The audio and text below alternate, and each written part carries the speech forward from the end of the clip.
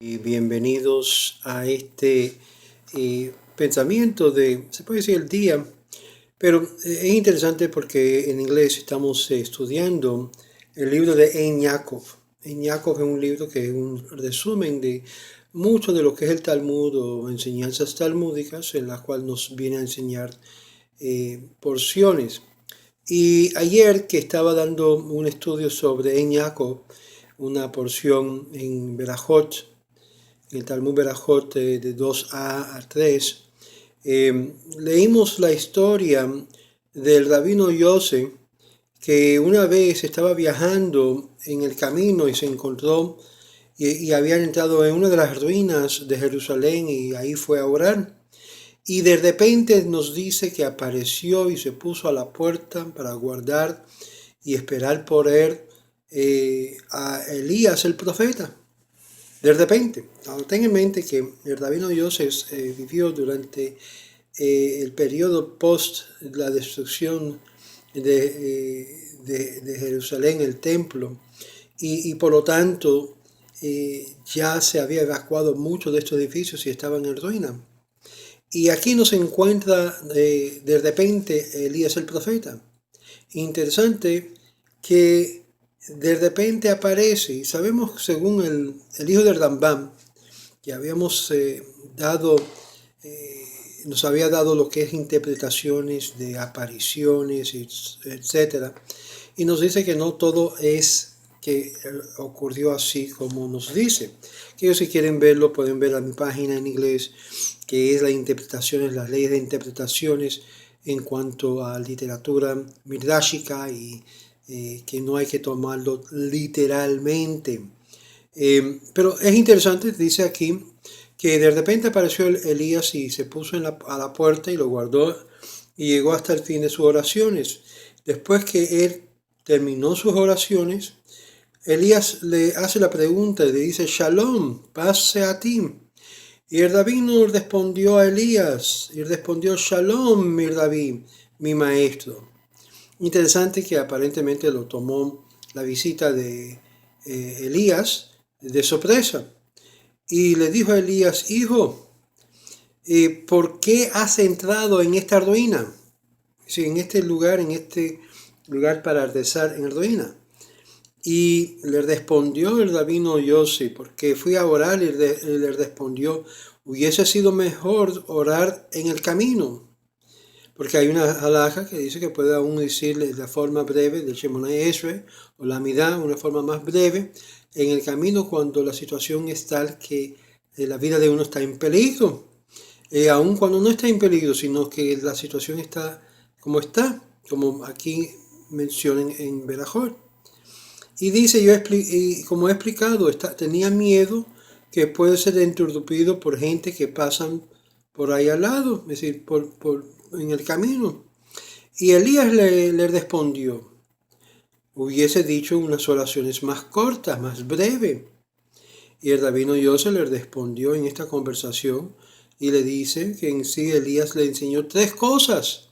A través de esta experiencia, a través de este encuentro, no sabemos si fue realmente Elías o una persona en presencia de Elías, pero el asunto es que claramente dice que el rabino Yosef, que de esta experiencia que él tuvo, pudo entender tres cosas muy clave. Primero, que no debes, primero que no debes de entrar en un lugar que fue arruinado. Si hay una serie de leyes alágicas que uno no puede estar envuelto en orar de un lugar, por ejemplo, que apesta, o que está arruinado, o que es un lugar de mal ambiente, se puede decir. Segundo, no estás permitido de orar en el camino. Y tercero, que si vas a orar en el camino deben ser las oraciones breves y cortas. Y Elías entonces le respondió, hijo mío, ¿qué voz oíste en estas ruinas? ¿Qué voz oíste en esta ruina? Es importante porque al final de este relato nos dice algo muy importante el pasaje final. Y si él oyó una voz celestial, fue como una voz, un sonido de una paloma sonando. Y dijo: ¡Ay, hijos míos! Por causa de vuestros pecados he destruido mi casa, he quemado mi santuario y he exiliado mis hijos entre las naciones. E interesante, el rabino Yossi aprendió 3 cosas. Pero de esas 3 cosas que él aprendió, también hubo 3 otras cosas que él aprendió. Que esta voz que estaba sonando era clamando a los hijos que por causa de sus pecados el Eterno tuvo que destruir su casa, tuvo que quemar su santuario y exiliar los hijos entre las naciones. Ahora, ¿qué es lo que nos está enseñando? Porque recuerden, una de las razones, uno de los pecados que fue la causa principal de la destrucción de Jerusalén, lo que es que el santuario fue destruido y su santuario fue quemado y exiliado a los judíos de la tierra, fue por el odio sin causa. Ahora, nosotros nos estamos acercando el 17 de Tamuz, que es cuando se conmemora esta brecha de las paredes de Jerusalén, en la cual Jerusalén fue destruido, invadido por las fuerzas enemigas, y fue saqueado, y fue destruido, y fueron perseguidos, y fueron exiliados todos los judíos por los cuerdos vientos del mundo. Todo como consecuencia del odio sin causa. Yo he hablado mucho sobre este tema porque el odio sin causa tiene mucho que ver con la lengua, del hablar mal, de tratar de prestigiar o desprestigiar al colega. Y aunque la boca dice cosas bonitas, muy dulces, pero el corazón que está lleno de odio, está lleno de venganza, está lleno de rencor, fue lo que revoltó al Padre Celestial, al Eterno, de botar a sus hijos de su propia casa porque se estaban matándose de odio. Y lo que no se ve, Dios sí lo ve, que es la parte interior del ser humano. Y Elías le dijo a él: juro por vuestra vida y por vuestra cabeza, que tú deberías haber conocido que esto había ocurrido no solamente una vez, sino 3 veces cada día. Una voz celestial lamenta la destrucción del Beit Hamidrash, de la casa de oración.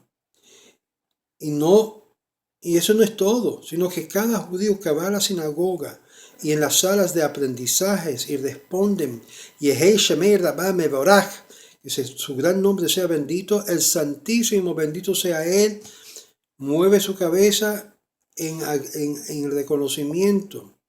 ¿Qué significa eso? No es que Dios tiene una cabeza, sino esto es todo, como había hablado el rabino Abraham Ben Maimon, el hijo de Rambam, menciona que esto son cosas figurativas, no es literal, es antropomórfica.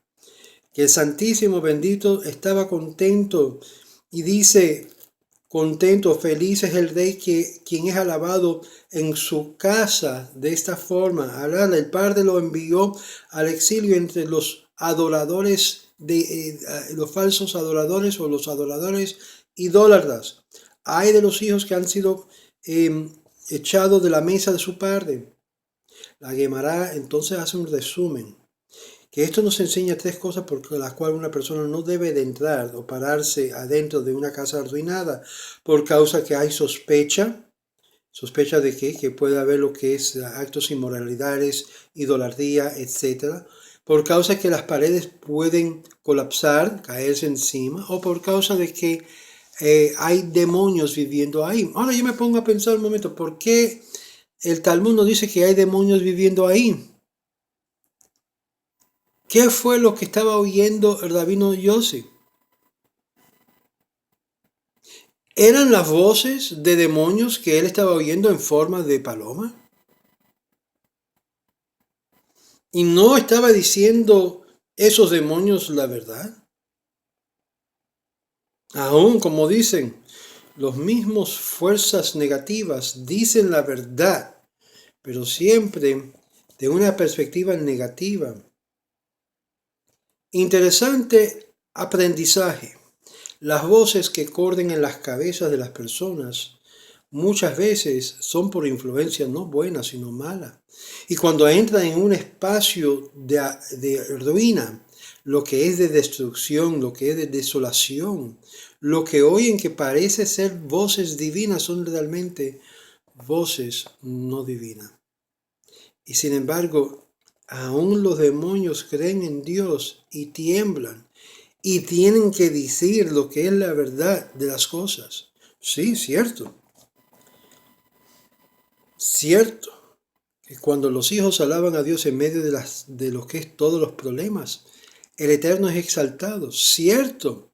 Los hijos fueron echados fuera de la casa de su Padre, el Padre Celestial. Y hasta el día de hoy, mientras que el odio, el rencor y todas esas fuerzas negativas operan dentro del pueblo, también se repite la destrucción de nuestras casas, de nuestras comunidades de una forma diaria. Que el Eterno nos concede la verdadera redención, que podemos ser salvos de nosotros mismos, de nuestros propios odios, de nuestros propios rencores, de nuestros propios sinat hinem, odio inmerecido. Y eso comienza cuando podemos refrenar nuestras lenguas y, más que eso, refrenar el corazón que nos mana la vida. Y si no lo manejamos, nos lleva al rencor y al odio y al querer vengarse uno mismo. Shabbat Shalom, y de esto aprendemos de Balak, que Balak a todo costo quiso, con su odio, con su rencor, con su envidia, maldecir al pueblo de Israel y utilizó a Bilam y le pagó bien para que maldijera al pueblo, pero Bilam no se le permitió hacerlo. Más bien Bilam le dio consejos de cómo traer abajo la ruina del pueblo de Israel utilizando a las mujeres, y como resultado de esto cayó y fueron castigados con una plaga inmensa, pero Dios se lo pagó para dar a Bilam y a Balak, siendo ellos ambos destruidos. Aunque Bilam habló, como estos demonios, la verdad de Dios, pero no bajo la influencia necesariamente del bien, sino del mal. Y Dios le dijo, todo lo que tú vas a hablar, lo vas a hablar palabra por palabra, no más, no menos. Y él tuvo que conceder. Y es por eso que tenemos un gran aprendizaje aquí. Aún de una persona malévola podemos aprender que Dios nos habla, pero es con el fin de que hagamos teshuvá, arreglamos nuestros caminos. Pero hay de aquel del malvado que Dios utiliza para ese fin, porque su fin será eternamente permanente, desconectado de esta vida y la vida venidera. Sostenemos la bendición de Dios cuando Dios nos corrige y nos castiga, porque somos considerados hijos y no bastardos. Shalom, shalom, que tengan un Shabbat shalom usted y su familia.